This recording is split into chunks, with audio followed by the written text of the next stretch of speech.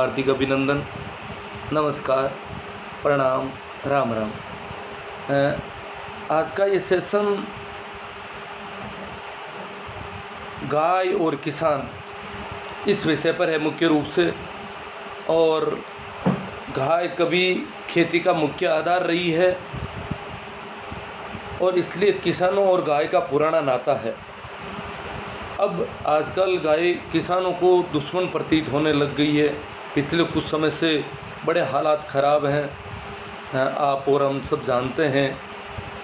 क्या है कि खेती जो है वो जो पालता है, खेती को बड़ी करता है, जो पौधरोपण करता है, पहले जुताई करता है, बहुत मेहनत करनी पड़ती है। उसको पानी देता है, एक छोटे बच्चे की तरह उसको एक एक पौधे के नए पत्ते जैसे जैसे आते हैं किसान खिल उठता है। परंतु उस पूरे पौधे को अगर कोई जानवर हमला करके तोड़ ले तो किसान की हालत ख़राब हो जाती है।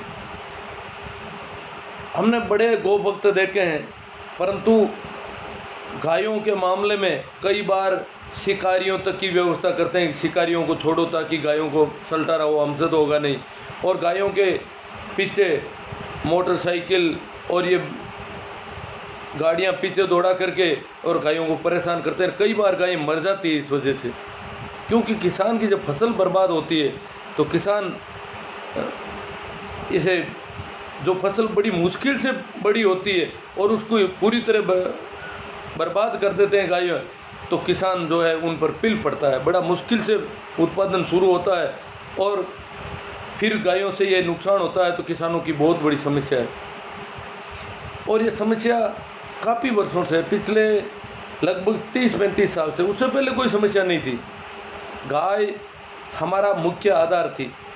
खेती से भी ज़्यादा पशुपालन महत्वपूर्ण था। हम बैलों से खेती जोतते थे और गायों की दुर्दशा यहाँ पर 45 का काल था, पता नहीं सन से तो क्या होता। उस समय हम जो है ज़्यादातर उस तिथि क्रम से जुड़े होते थे। 2044 का बुरी तरह कहा था, 45 थोड़ा ठीक हो गया, 43, 44, 42 ये रेगुलर अकाल थे बड़े। और उन दिनों हमारे यहाँ गायों की बहुत सारी गायें भूखमरी की वजह से मर गई और उसके बाद गायों की दशा दिन दिन खराब होती गई। गायों को लोगों ने छोड़ दिया, उससे पहले पकड़े बैठे थे। किसान गाय को अपने पास रखता था, गाय के लिए अलग से चारे की बुआई करता था और उन गायों को खिलाता पिलाता था। हालांकि पैदावार बिल्कुल नहीं के बराबर थी गायों की, फिर भी वो रख रहा था। इस प्रकार का रोटेशन था। उस समय किसान के पास चारा नहीं रहा, गाय उनके हाथों से छूट गई। मुझे पता है कि मेरे पिताजी 7-8 गायों को रखते थे। गांव के कई लोगों ने गायें छोड़ दी थी, तो वो उनसे कहते थे आपने तो गायें छोड़ दी, गाय माता होती है ये वो उनसे लड़ते थे और हम तो नहीं छोड़ेंगे गायें। पर आखिर हालत ये हुई कि गायें उनके हाथों से भी छूट गई। उस समय चारा ही नहीं था, खिलाने के लिए कुछ था नहीं, तो गायें हमारे हाथों से निकल गई और किसान करीब करीब गायों से फ्री हो गए। तो अब गायें जो नई फसल होने लगी उसमें गायें नुकसान पहुंचाने लगी। गायों का कोई मालिक नहीं था, कोई धनी धोरी नहीं था। तो मुझे याद आता है कि हमारे गांव के समझदार लोगों ने ये तय किया कि जिसकी जितनी ज़मीन है, जितना बीघा ज़मीन है, उतना उससे रुपये लिए जाएंगे। ये नहीं कि कौन आर्थिक रूप से मजबूत है, वैसे नहीं।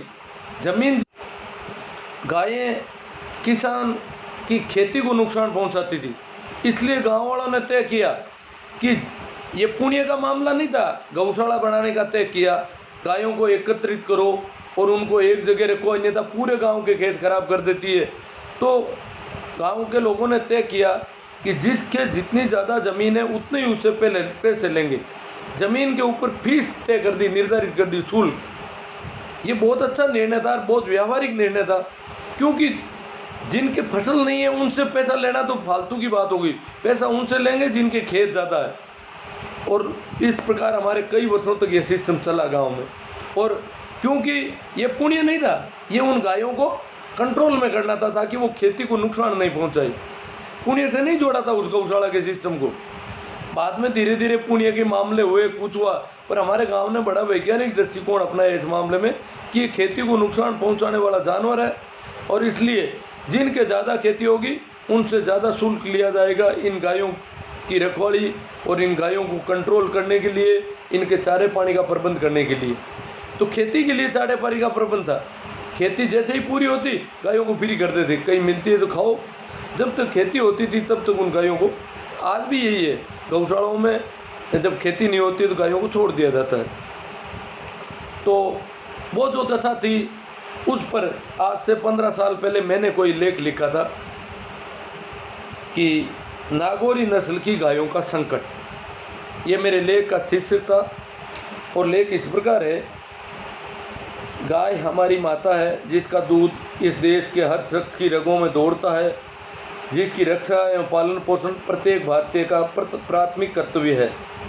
हमारे प्राचीन ऋषि मुनियों और राजा महाराजाओं द्वारा गाय को माता मानकर पूजना, भगवान श्री कृष्ण द्वारा गायें चराना, तेजाजी महाराज द्वारा गायों की रक्षा प्राण दे देना, ये सब अकारण नहीं है। पशुओं की हजारों प्रजातियों में से गाय को ही माता मानने के पीछे ठोस कारण है। गाय का दूध ही नहीं वरन गाय के चेहरे की निर्मल ममता और इसकी आंखों में झलकती असीम करुणा को देखकर किसी भी व्यक्ति को माँ की याद आना स्वाभाविक है। गाय के पुत्र रत्नों बैल बछड़ों ने सदैव इस देश की प्रगति का मार्ग प्रशस्त किया, जिनके बल पर कभी ये देश सोने की चिड़िया कहलाता था।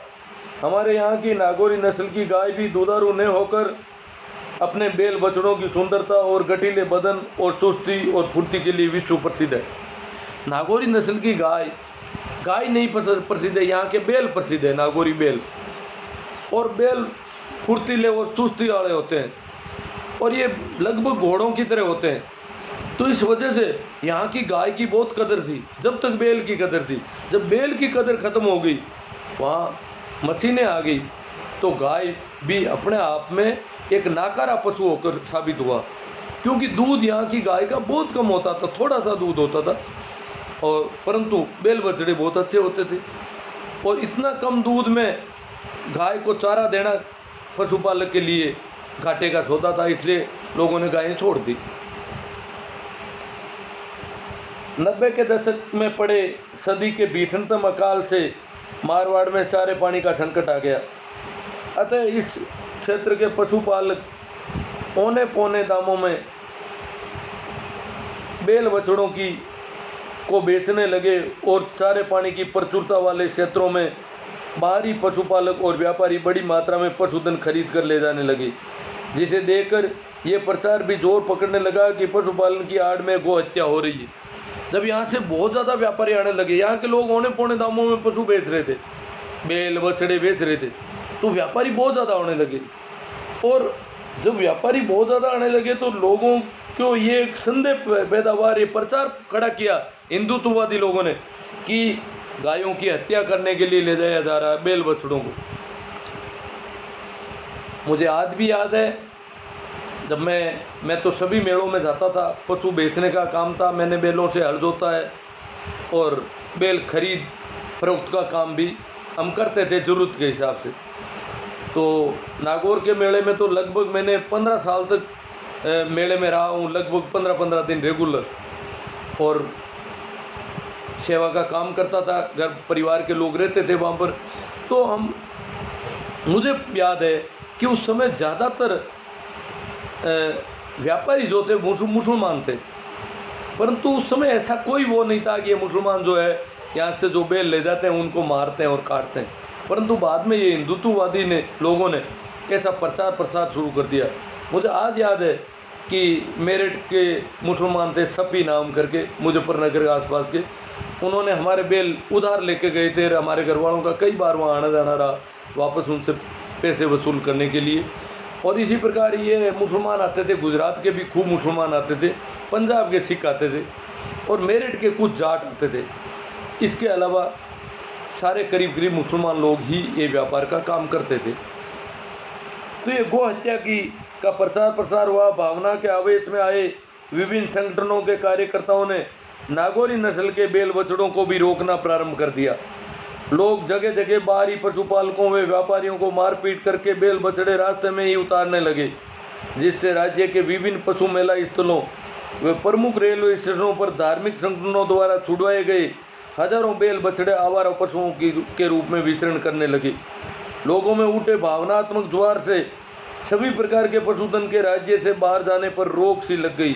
कतिपय संगठनों की गैर जिम्मेदाराना हरकतों से विश्व प्रसिद्ध नागौरी नस्ल का अस्तित्व संकट में पड़ता जा रहा है। उत्तम किस्म के बछड़ों के लिए पालन की जाने वाली गाय और बछड़े नाकारा पशुओं के रूप में पॉलीथीन की थैलियां खाकर दम तोड़ने लगे। ये बेचारे, इनकी हालत खराब हो गई। क्या है कि पशुपालक, जब तक कोई रोक नहीं थी, परंतु पशुपालक डर के मारे नहीं आते थे। ये जो मेरठ के जाट वगैरह थे वो भी क्या पजामे पहनते थे और पता ही नहीं चलता हिंदू है या मुसलमान है। वो व्यापारी भी आते थे, परंतु रास्ते में उनके ट्रकों को रोका करके बैल उतार लिए जाते थे हिंदुत्ववादी संगठनों द्वारा। जय श्री राम। रेलगाड़ियों को रोक लिया जाता था जगह जगह और रेलगाड़ियों को खाली करवा दिया जाता था बैल बछड़ों को। तो व्यापारी पूरा घाटे में चला जाता। लाखों रुपए के पशु खरीदता और वो पशु सारे निकाल दिए जाते, बीच में रुकवा लिए जाते, उनको मारपीट और होती थी उनके साथ। इस प्रकार का ये 4-5 साल तक चलता रहा। तो हमारे मेले बिल्कुल फीके हो गए, व्यापारी आना बंद हो गए कि नहीं, राजस्थान से बैलों को बिहार लाना बड़ा मुश्किल हो जाता है। सरकार से भी व्यापारियों ने खूब मदद मांगी, परंतु सरकारों ने व्यापारियों का ठीक ढंग से साथ नहीं दिया। एक ज़माना था जब हमारे यहाँ रिश्तेदारी में कुशल सेम की बातचीत दीना दाबा और ही प्रारंभ हुआ करती थी। बछड़े के जन्म को लेकर पूरे परिवार में उत्सुकता रहती थी और घर परिवार में बधाइयाँ बढ़ती थी। आज उसी गाय माता के बछड़ों का जन्म चौराहों पर हो रहा है। आज वही गायों के बछड़े चौराहों पर जन्म लेते हैं, जबकि हम बड़ा ध्यान रखते थे। पता था, घर पे बात होती थी, ये फला गाय जो है अब थोड़े दिनों में बछड़ा बछड़ी देगी, तो हम पूरा ध्यान रखते थे। छोटे थे तो ये बड़ी उत्सुकता रहती थी। भाड़ा अलग था घर से, और गाय अगर बछड़ा पैदा कर ले तो हम दौड़े दौड़े घर जाते और बधाई लेते और हमें चाराना आटाना बधाई में मिलता कि गाय के बछड़ा हुआ है। इतना मतलब बछड़े का पूरे गांव में, परिवार में, आसपास में फला गाय के बछड़ा हुआ है, बछड़ा हुआ, मतलब ये पूरा यूँ, क्योंकि वो बड़ा एक उत्पादन होता था, बड़ी कीमत होती थी बछड़े की, इसलिए बधाइयाँ बढ़ती थी उसकी।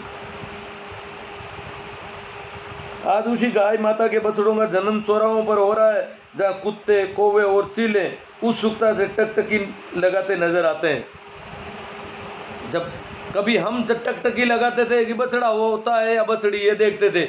मैं छोटा था तभी हम सीख गए थे बछड़ा कौन सा है, बछड़ी कौन सी है। तो आज उन्हीं गायों के जब वो बछड़ा पैदा करती है तो चील, कौवे, कुत्ते वो टकटकी लगाए खड़े रहते हैं पीछे। इस दुखद स्थिति के आने के सामाजिक और धार्मिक संगठनों ने ऐसी गायों के लिए गौशालाओं का निर्माण किया। कभी लूली लंगड़ी गायों को की सेवा सेल का पुनीत कार्य करने वाली गौशालाएं भी अच्छी खासी गायों के कारागृह के रूप में तब्दील हो गई। यहाँ की गायों की स्थिति वृद्धाश्रम में रहने वाले वृद्धों कैसी हो गई। इन गौशालाओं में भाड़े पर कार्यरत कार्मिक पर्याप्त चारा पानी डालने के बावजूद गायों के अंतस की पीड़ा को कम नहीं कर पा रहे थे। गायों के जो अंतस की पीड़ा थी, जो एक तो पशुपालक के साथ गाय रहती थी, एक गौशाला के कार्मिकों के साथ में गाय रहती है, तो वो नाता नहीं रहा पहले वाला। यहाँ की गायों की स्थिति दिनों दिन खराब होती जा रही है, जबकि पशुपालक के बाड़े की गाय आधा अधूरा खा पी कर भी बेहतर स्थिति में है। यह उल्लेखनीय है कि गत 15 वर्षों में नागौर जिले में गौवंश में 90% की कमी हो गई है, जो कि बेहद चिंताजनक है। यदि यही स्थिति रही तो हमें प्रातःकाल गाय दर्शन के लिए तस्वीर देखकर ही संतोष करना पड़ेगा। गायों की दशा में सुधार हेतु इस नस्ल के बछड़ों की राज्य से बाहर निकासी की रोक हटाने के लिए जिला जाट समाज समिति नागौर द्वारा प्रत्येक महीने के अंतिम शनिवार को धरना दिया जाता है। नागौर में कलेक्ट्रेट के सामने महीने के अंतिम शनिवार को धरना दिया जाता था, जिस पर दिनांक 26 जुलाई 2006 को नागौर जिला कलेक्टर गायत्री राठौड़ ने पशुपालन सचिव राजस्थान सरकार को एक पत्र लिखा, जिसमें 3 वर्ष के छोटे बछड़ों के लगी रोक, जिले की अर्थव्यवस्था, पर्यटन और रोजगार आदि पर पड़े प्रतिकूल प्रभावों पर तर्क संगत टिप्पणी करते हुए जिला जाट समाज नागौर के असंतोष का जिक्र भी किया। इसी क्रम में राज्य सरकार ने इस विषय पर विचार के लिए कैबिनेट स्तर की उप समिति गठित की, जिसके सदस्य गृह मंत्री गुलाब चंद कटारिया, कृषि मंत्री प्रभूषण लाल सैनी, परिवहन मंत्री यूनुस खान और राजस्व मंत्री रामनारायण डूडी हैं। इस समिति की पहली बैठक 8 अगस्त 2006 को हुई। इस बैठक में यह निर्णय किया गया कि पशुपालकों सहित सभी संगठनों से बातचीत के बाद ही निर्णय किया जाएगा, जिसके लिए कृषि मंत्री प्रभुलाल सैनी को अधिकृत किया गया कि वो पशुपालकों से बात करें इस विषय पर। तो ये जो चल रहा था, उन दिनों मैं भी एक सक्रिय कार्यकर्ता था। मेरी उम्र बहुत कम थी, बाकी लोग बुजुर्ग थे। तो हमारे यहाँ उस समय हमारे क्षेत्र की एमएलए उषा पूनिया जी, जो मंत्री भी थी, राजस्थान सरकार की राज्य मंत्री थी, पर्यटन की मंत्री थी, उनके घर पे शादी थी। तो यहाँ से हम लोग गए थे उस समय। तो शादी का कार्यक्रम रात को हो गया। सुबह मैं अकेला ही गौ सेवा आयोग का ऑफिस जो जयपुर में था वहाँ पर गया। वहाँ जाकर के मैंने चर्चा की। मैंने कहा भाई यहाँ पत्र लिखा था, ऐसा कोई पत्र आया क्या? तो वहाँ मैंने देखा कि वहाँ ऐसे ऐसे लोग भरे हुए थे, उनको गायों से कोई लेना देना नहीं था। गोबर, दूध, दही की बकवास भरी बातें कर रहे थे।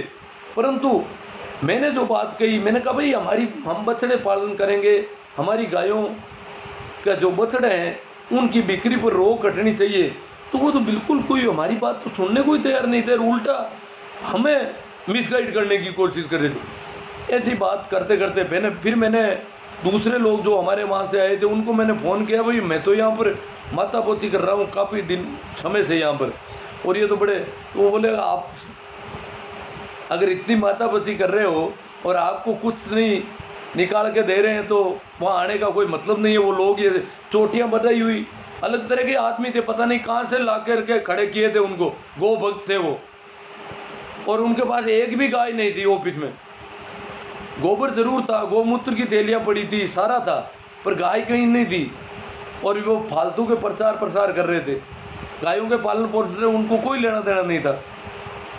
तो वहाँ से निकले, उन लोगों को फ़ोन किया तो 4-5 आदमी, हम 4 आदमी आ गए थे उनमें से। तो हम लोग रामनारायण जी डूडी के पास गए, प्रभुलाल जी सैनी के पास गए, उनके पास भी हमने जिक्र किया और अपना मुद्दा रखा कि भाई नागौरी नस्ल के बछड़ों के संबंध में आप जो भी ये हाई कोर्ट से जो लगा रखा है, सरकार जो है इसमें मजबूत पैरवी करके और हमें ये करवाएं। हालांकि वो 15 साल पुरानी बात है। उसके बाद कई लोगों ने, कई संगठनों ने उसके बाबत मेहनत की और कहा, परंतु आज तक वो छूट नहीं मिली हमें। कई मुख्यमंत्रियों ने वादे किए हमसे, परंतु वो छूट नहीं मिल पाई। अब जो रामू जी डुकिया, अब मैं थोड़ा अलग ढंग से बात करूँगा। उन्होंने कहा कि गायों की दयनीय स्थिति का कोई स्थायी उपाय हो तो बताएं। उनका बड़ा गजब का प्रश्न है। मैंने हालांकि इस प्रश्न को ले लिया पहले भी। स्थायी उपाय हम कर नहीं पाएंगे, स्थायी उपाय बहुत सारे हैं। गायों की दयनीय स्थिति नहीं या किसानों की दयनीय स्थिति, रामू जी तकलीफ ये है, गायें दुखी है, उससे ज़्यादा गायें दुखी है, गाँव के लोग इसकी ज़्यादा चिंता कर रहे हैं, किसान इसकी चिंता कर रहे हैं। इसका कारण गायों की वजह से किसान दुखी है, उनका कुछ नहीं बिगड़ता जो गौ माता करके राजनीति कर रहे हैं। किसानों की फसल पूरी चौपट हो जाती है गायों की अगर खुली छोड़ी जाए तो किसान बेचारे इनके चारे पानी का प्रबंध करते हैं, अपनी फसल में चारा पैदा करते हैं और गायों का पालन पोषण करते हैं कि मजबूरी है उनकी। ये दयनीय स्थिति किसानों की है। यहाँ अगर किसान आज गायों का प्रबंध बंद कर दे तो किसानों की खेती चौपट हो जाएगी, इसलिए मजबूर होकर किसानों को करना पड़े। वो तो नहीं करते गायों का प्रबंध। जो गौ सेवक हैं, गौ भगत हैं, जो जय श्री राम करते हैं, रोजाना गायों को छुड़वा देते हैं, जगह जगह मोबलिसिंग तक करते हैं, तो वो लोग गायों के लिए कोई प्रबंध नहीं करते। उनको पता है कि किसान चक मार करके गायों के लिए चारे पानी का प्रबंध करेगा, नहीं तो गायें उनका चारा खा जाएगी, उनकी खेती खा जाएगी। उनको सब पता है, इसलिए उनको कोई चिंता नहीं। न तो वो बछड़ों की निकासी की कोई चिंता करते हैं, न गायों के किसी प्रबंध की उनको कोई चिंता है। देखो, इससे पहले सन 62 में ऐसा एक मामला हुआ था। 1962 में हिमालय की तराई के इलाके हैं, जिसमें उस समय उत्तर प्रदेश के ज़्यादातर इलाके थे, कुछ बिहार के इलाके थे। वहाँ पर नीलगाय नाम का एक जंगली पशु किसानों की खेती चौपट कर देता। किसान बहुत परेशान हो गए। किसानों ने कहा कि इसको मारने के आदेश होने चाहिए। इस पशु को मारा नहीं गया तो मामला गड़बड़ हो रहा है, ये पशु बहुत ज़्यादा तादाद में बढ़ गया और हम खेती नहीं कर पा रहे। तो वहाँ के सांसद जो थे, उन्होंने लोकसभा में ये मुद्दा उठाया। तो सरकार में कई दिन तक इस बहस चली। बोले कि वो तो नील गाय है, इसलिए मारा तो उसको नहीं जा सकता। फिर कुछ लोगों ने उपाय सुझाया कि उसका नाम नील गाय की जगह नीला घोड़ा करो। तो उन्होंने नोटिफिकेशन निकाला और नील गाय को नीला घोड़ा लिखा गया सभी जगह, कि इसकी नस्ल जो है घोड़े से मिलती जुलती, गाय से तो इसका कोई लेना देना ही नहीं है। और ये तो नाम नील गाय पड़ गया है इसका, और नाम में नील गाय था, इसलिए इसको मारा नहीं जा सकता। हिंदुवादी संगठन बहुत उग्र हो जाते हैं ऐसी बातें सुन करके। तो वो नीला घोड़ा इसका नाम रखा गया। और फिर ये वहाँ से पारित हुआ प्रस्ताव कि इनको जो है गोली मार करके इनको मारा जा सकता है, ऐसा प्रस्ताव। और उसके तब जा करके उस इलाके के किसानों की समस्या हल हुई। अन्यथा किसान बिल्कुल निराधार हो गए थे, उनकी खेती पूरी तरह से चौपट होने लग गई थी और बहुत परेशान थे। हमारी खेती भी चौपट हो रही है, हमारी खेती पे बहुत बड़ी समस्याएं हैं, परंतु हमारा कोई नेता नहीं है। हमारा कोई नेता लोकसभा में इतना बड़ा पुरजोर तरीके से नहीं उठा सकता कि इन गायों का स्थायी समाधान किया जाए। जहाँ खेती होती है वहाँ गायें नहीं रखी जाए। जो गौशालाएं किसान जबरदस्त मजबूरी में पालन कर रहे हैं, वहाँ से गायों को निकाला जाए और दूसरी जगह इनकी व्यवस्था की जाए। किसान परेशान है, इसलिए उनको करनी पड़ती है, मजबूरी है उनकी बेचारों की। यहाँ ऐसा कोई कहने वाला अब है नहीं। और ये तो गाय है, इसको तो घोड़ा कहा नहीं जा सकता। और ये हमारे संविधान में भी इसका उल्लेख हो चुका है कि गाय की रक्षा होनी है। मैंने पहले भी जिक्र किया था, राजेंद्र बाबू संविधान सभा के अध्यक्ष थे और उन्होंने 2 प्रस्ताव रखे थे, गाय और बंदर। हनुमान जी की वजह से बंदर रख दिया और गाय को रखा कि ये हिंदुओं की माता है और इनका संरक्षण जो है ये संवैधानिक व्यवस्था होनी चाहिए इसके संबंध में। तो बंदर वाली बात तो नहीं, गाय वाली बात संविधान में शामिल कर ली गई और उसकी वजह से गाय के ऊपर ऐसा कुछ किया नहीं जा सकता जैसा नील गाय पर किया गया था। ये हमारे संविधान की वजह से ऐसा नहीं हो सकता। तो दूसरी, अब जो कुछ लोगों ने कहा कि मैंने जो है ऐसी भाषा यूज कर ली गायों के संबंध में, कुछ लोग उछल कूद कर रहे हैं, करेंगे। मैंने और कुछ नहीं कहा, मैंने यही कहा कि गाय जो है वो माता होने की वजह से दुखी है, उसके बछड़े भी दुखी है। बेचारों का दूध जो है, उनके दूध जो है, उनका हक जो है वो लोग छीन लेते हैं। क्यों? वो कहते हैं हमारी माँ है। अब माँ तो उनकी है, उनकी वजह से गाय के थनों में दूध भरता है। जब बछड़े को नीचे करते हैं तो थन भर जाते हैं दूध से, बछड़े को हटा करके, और ये बूढ़े वाले बछड़े दूध निकाल देते हैं। माता है हमारी, वो बछड़ा बेचारा तड़पड़ाहट करता है और ये दूध निकाल देते हैं। तो बछड़ों की हालत खराब हो गई, गाय की भी हालत खराब। माता है तो माता का तो दोहन होगा, माता तो भरण पोषण में काम में ली जाएगी। तो ये जो दशा हुई वो माता होने की, उससे पहले माता होने से पहले वेदों में उल्लेख है। गाय हमारे देश में गाय की गौ में यज्ञ किए जाते थे, नर में यज्ञ, अश्वमेध यज्ञ, वेदी पर चढ़ाई जाती थी गाय, गाय की बलि तक होती थी। और वेदों में यह उल्लेख है कि अतिथि के स्वागत में बछड़ा काटा जाता था। ये ऐसा मांसाहार हमारे देश में धर्म के नाम पर बहुत ज़्यादा होता था। ये तो बुद्ध और महावीर की छाप बहुत ज़्यादा पड़ गई, वो भी उत्तर भारत के कुछ इलाकों, मैदानी इलाकों में, जहाँ बुद्ध और महावीर का भ्रमण रहा, विहार रहा, उस इलाके में लोगों ने पंडितों को गो हत्या और मांसाहार बंद करना पड़ा। उससे पहले मांसाहार चरम पर था। बुद्ध के जीवन में उल्लेख है कि बुद्ध ने एक जगह वेदी पर बकरा चढ़ा हुआ था यज्ञ की वेदी पर बकरा का श्रृंगार करके, तिलक टीके करके, बड़ा यूँ सजा धजा करके और उसको खिला पिला करके, और उसके आगे पीछे मंत्र बोले जा रहे थे। और बुद्ध आए, बुद्ध ने कहा भाई क्या कर रहे हो? कि बोले कि बकरे की बलि दी जाएगी, वेदी दी जाएगी, देवता को खुश किया जाएगा। बुद्ध ने कहा क्यों दे रहे हो, बेचारे बकरे की बलि क्यों दे रहे हो?